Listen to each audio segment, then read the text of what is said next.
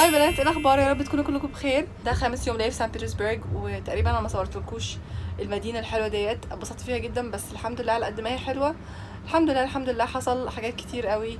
بنتي سخنت وجات الاسعاف ورحنا مستشفيات كتير وقعدنا لغايه الفجر هناك، فكان موال صعب بصراحه، بس الحمد لله عدى. وان شاء الله يا رب باقي الفسحه تبقى حلوه ونظبطها.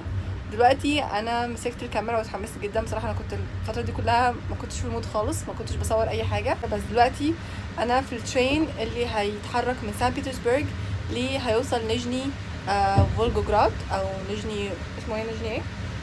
نيجني نوفغراد حاجه كده يعني، بس هي نيجني. الترين هياخد 12 ساعه. الساعة 7:15 دلوقتي، وهنوصل تاني يوم الصبح الساعة 7 أو 8. خليني أوريكم الترين عامل ازاي. احنا حاجزين بزنس كلاس، فدي الأوضة بس لشخصين. خليني أوريكم الأوضة عاملة ازاي.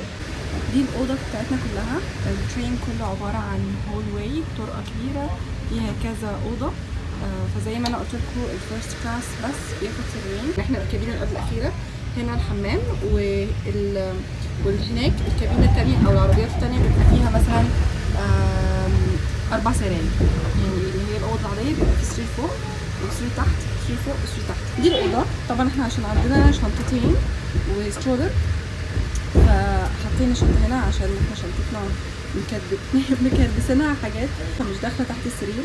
حاطين بس اللي هي الشنطة الصغيرة هي اللي نفعت ان هي تخش، والسترولر بتاع بنتي. هم حاطيننا هنا زي طبق فاكهة وعيش وشوكلت. تقريبا الشوكولاته دي انا شفتها كتير قوي هنا.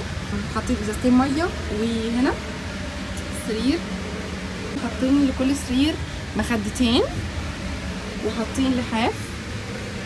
اوكي.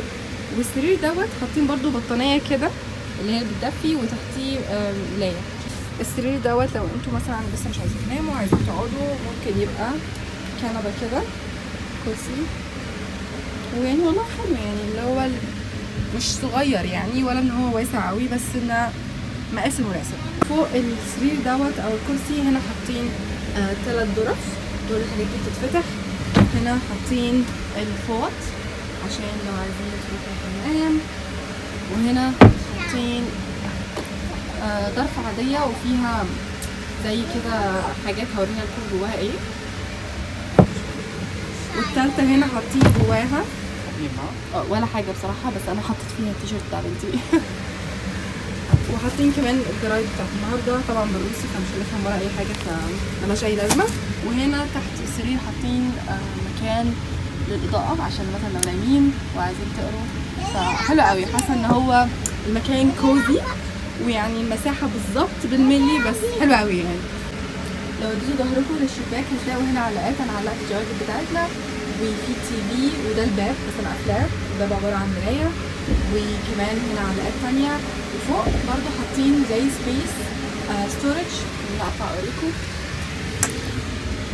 هنا فوق حاطين ستورج احط فيها الشباك بتاعتنا، والكيس اللي حاطه فيه العيش وكده. قلت جاست ان كيس لو الطريق هيبقى طويل فيبقى صنع الاكل، خصوصا ان انا معايا بنتي فلازم اعمل نفسي بالاكل بالعيش وكده. وبس دي الاوضه تقريبا.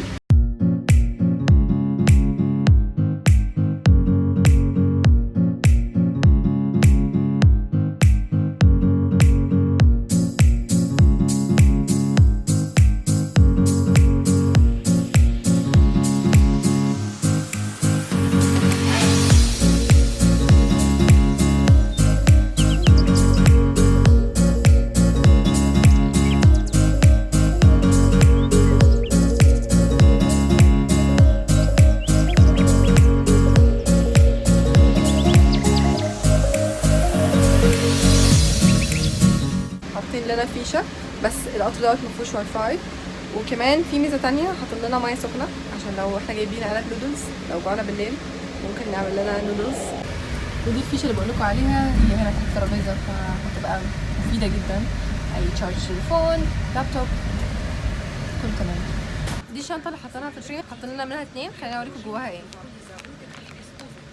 اول حاجه حاطين سليبرز عشان تقلعوا الشوز وتلبسوا سليبرز ده براحتكم. وحاطين كمان متهيألي ده منديل معطر ومشط وفرشة سنان ومعجون. ودي اتوقع صابونه، ودي مش عارفه ايه، خلينا نفتحها اشوف عباره عن ايه. تالي دي اللي بتلمع الشوز، يعني لو انتوا عايزين تلمعوا الكوتشي بتاعكم لمعوه كده وبس. هي دي كل حاجه جوه. لو انتوا مسافرين ومعاكم اطفال بيدوا برضو ممكن ثانيه واحده بس خليني اصورها. بصوا لو انتوا مسافرين كمان معاكم اطفال بيدوا شنطه كده بيبقى فيها ستيكرز ودفتر، يعني زي اكتيفيتي بوك، بيبقى فيه جيمز وحاجات، وعلبة الوان، وكمان علبة بازلز اللي هي دي، ولعبة كده مش عارفة ايه، جيم بورد مش عارفة ايه شكلها عامل ازاي، بس احنا ممكن نلعبها.